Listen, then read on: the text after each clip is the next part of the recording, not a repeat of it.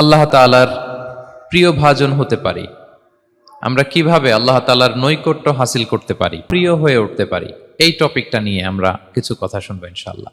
তার আগে আপনারা বলুন যে আমরা সবাই আল্লাহর প্রিয় হতে চান? তো আমরা সবাই একমত হলাম যে আমরা আল্লাহর কাছে যেতে চাই, কিন্তু কাছে যাব কি করে? দেখা যায়? দেখেছেন কেউ কখনো? আওয়াজ করে বলেন, আল্লাহকে দেখেছেন কেউ? তো যাকে নিলেই না তার কাছে যাওয়া যায়, কি বলেন?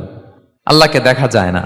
আল্লাহ বলেন লা তুদরিকুহুল আবসার ওয়া হুয়া ইউদরিকুল, পৃথিবীর কোনো চোখ আমাকে দেখে না, কিন্তু আমি সব চোখগুলোকে দেখি।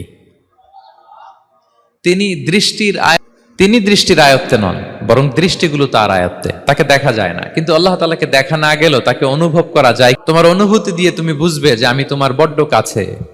যে আয়াত দিয়ে আমি শুরু করেছি, আল্লাহ তাআলা বলছেন ওয়া ইযা সাআলাকা ইবাদি, আমার বান্দারা যখন আমার ব্যাপারে জিজ্ঞেস করে আপনি বলুন ফা ইন্নী করিব, আমি খুব কাছে। আল্লাহ কি দূরে না কাছে? আল্লাহ বললেন আমার বান্দারা যখন জিজ্ঞেস করে আমার ব্যাপারে আপনি বলুন আমি ফা ইন্নী করিব, আমি কাছে। দোয়া করে চায়, আমি তার ডাকে সাড়া দেই। তাহলে এই আয়াত থেকে বুঝলাম আল্লাহ তাআলা কাছে। এখানে তো আল্লাহ কেবল কাছে বলেছেন, আরেকটা আয়াতে আল্লাহ বলেছেন আমি সবচাইতে কাছে, আমার চাইতে কাছে তোমার কেউ হতে পারে না। মিন হাবিলিল ওয়ারিদ, আমাদের এখানে গ্রীবাস্থ একটা ধমনী আছে, এই ধমনীটা কেটে দিলে মানুষ মরে যায়। আল্লাহ বলেন আল্লাহ তোমার তার চাইতেও বেশি কাছে।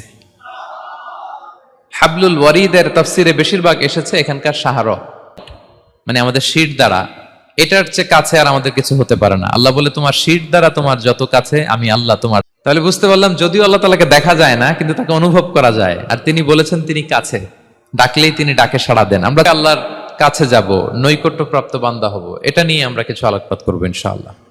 আল্লাহ তাআলা পবিত্র কালামুল্লাহ মাঝে পারি, এই ফর্মুলাটা কি, এই ইনস্ট্রাকশনটা, এই গাইডেন্সটা আল্লাহ তাআলা আমাদেরকে জানিয়ে দিয়েছেন।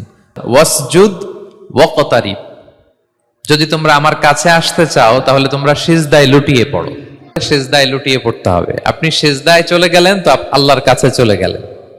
আপনি যখন সেজদা দেন মনে হয় যে জায়নামাজে সেজদা দিয়েছেন, মনে হয় মসজিদের টাইলসে সেজদা দিয়েছেন, কিন্তু আসলে আপনার সেজদাটা আল্লাহ।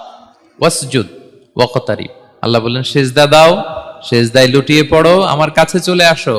কুনুল আবদু মির রাব্বিহি ওয়া হুয়া সাজিদ ফাআকসিরু ফীহি দুআ, বান্দা যখন সেজদায় চলে যায় ফাআকসিরু ফীহি দুআ, তাই ওই সময়টাতে তোমরা বেশি বেশি দোয়া করো, আল্লাহর কাছে চাও। সেজদায় যখন চলে গেলাম আল্লাহর সবচেয়ে কাছে চলে গেলাম, বিষ্ণু শিখালেন এই সুযোগটা কাজে লাগাও, তখন বেশি বেশি কি করো? সেজদায় পড়ে থাকার জন্য বিষ্ণু ইসলাম আমাদেরকে উৎসাহিত করেছেন। দীর্ঘ সময় তিনি সেজদা দিতেন। বিষ্ণু ইসলামের সেজদা জানা আয়েশা রাদিয়াল্লাহু তাআলা আনহা বলেন, বিষ্ণু ইসলামের তাহাজ্জুদের নামাজের এক একটা সেজদা ছিল এরকম, কোরআনের 50টা এক একটা সেজদা ঠিক ততটা লম্বা ছিল। এত দীর্ঘ সময় বিষ্ণু ইসলাম সেজদায় পড়ে থাকতেন। চলে যাও, সো ওই টাইমটাতে দোয়া করো। কি দোয়া করব? বিষ্ণু ইসলাম সেজদায় পড়ে তাসবিহ পড়তেন, সুবহান রাব্বিয়াল আ'লা। খুব সুন্দর, এর অর্থটা আপনারা জানেন? সুবহান রাব্বিয়াল আ'লা মানে আমি আমার রবের পবিত্রতা ঘোষণা করছো, সবচেয়ে বড়, তার চেয়ে বড় কেউ হতে পারে না। আরবিতে আল আ'লা শব্দের অর্থ হচ্ছে সবচেয়ে, এটাকে বলে আ'লা। আর আরবিতে সবচেয়ে খাটো, সবচেয়ে নিচু, সবচেয়ে নিম্নে, এটার আরবি হচ্ছে আল আসফাল। কোরআনে বলেছেন ইন্নাল মুনাফিকিনা ফি দারকিল আসফালি মিনান নার, মুনাফিকেরা জাহান্নামের একেবারে নিচে থাকবে, নিচে। আর সবচেয়ে উঁচু অবস্থানকে বলে আ'লা। আওয়াজ করে বলুন, সবচেয়ে উঁচু অবস্থানকে বলে আ'লা।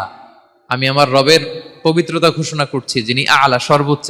আচ্ছা একটু খেয়াল করে বলেন তো, তিনি যখন সেজদা মানি হচ্ছে আমার কপাল, আমার নাক, মানুষ তার দেহের সবচাইতে দামি অঙ্গ মাটিতে আমার অহংকার, আমার দাম্ভিকতা সবকিছু ঝেড়ে ফেলে দিয়ে আমি আমার সর্বোচ্চ সাবমিসিভনেস, লয়ালটি খাচ্ছি।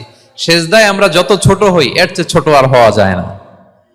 সেজদায় আমরা যতটা বিনয়ী হই, একটা আল্লাহু আকবার, এরপর রুকুতে জাস্ট বো ডাউন আর হেড, মাথা একটু ঝুঁকালাম, আর সেজদায় একেবারে মাথাটারে কি করলাম? আসফালে। আসফাল মানে সবচেয়ে নিচে, আমি চলে গেলাম সবচেয়ে, আর সবচেয়ে নিচে যে আমি ঘোষণা দেব আপনার প্রশংসা, আপনার পবিত্রতা, আপনি আ'লা। আল্লাহ আমি আর নিজেকে এর চেয়ে তুচ্ছ করতে জানি না, এর চেয়ে ছোট আর করতে পারি না, নগণ্য করে আপনার সামনে উপস্থাপন করে আমি ঘোষণা দিচ্ছি সুবহান রাব্বিয়াল আ'লা, পবিত্রতা সেই রব। তাহলে সিগনিফিকেন্সটা বুঝতে পারছেন কেন বিষ্ণু ইসলাম এটা পড়তেন সুবহান রাব্বিয়াল আ'লা?